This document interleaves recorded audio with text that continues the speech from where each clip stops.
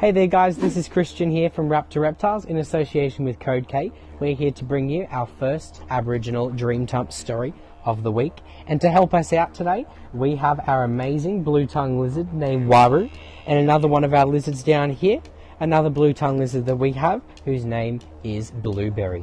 Now these two are here to tell us the amazing Dreamtime story of the blue-tongue lizard. Now, long ago in the Dreamtime, there was a man, just like you and I, by the name of Waru.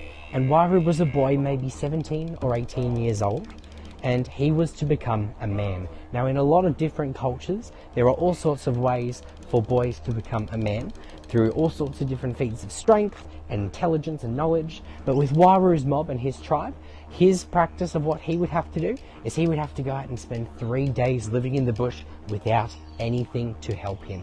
He wouldn't take any food with him, any water, any clothes, shelter, nothing. He had to survive on the amazing things that he could find in the land. Now that's a pretty scary task. Now, I don't think I'd be able to. Waru was a little bit too scared, so what he decided to do is he decided to leave his family. He said he would go off by himself and he would not do what he needed to do.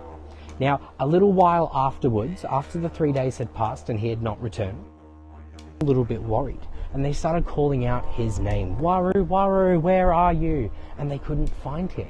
But eventually, one of the Aboriginal elders, the elders of his mob, found him, and he was hidden under a bush. He had survived off of the blueberries of the native trees, and he had also created a camouflage, a blanket out of native reeds, bumpy and woven together, to hide himself from the rest of his tribe members. Now, Waru didn't want to get up. His elder told him, Waru, you have to come back home and you need to help your brothers. And he said that he didn't want to. He was not brave enough.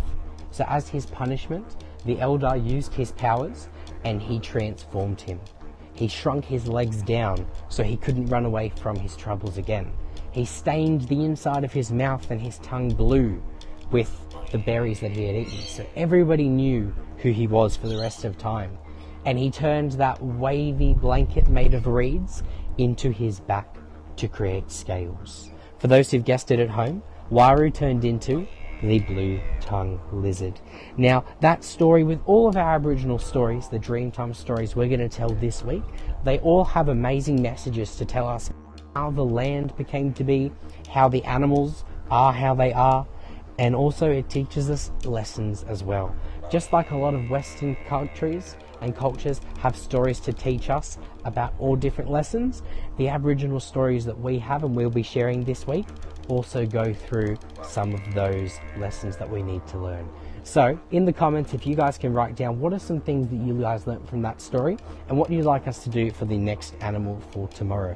And until next time, this has been Christian, and we'll see you guys later.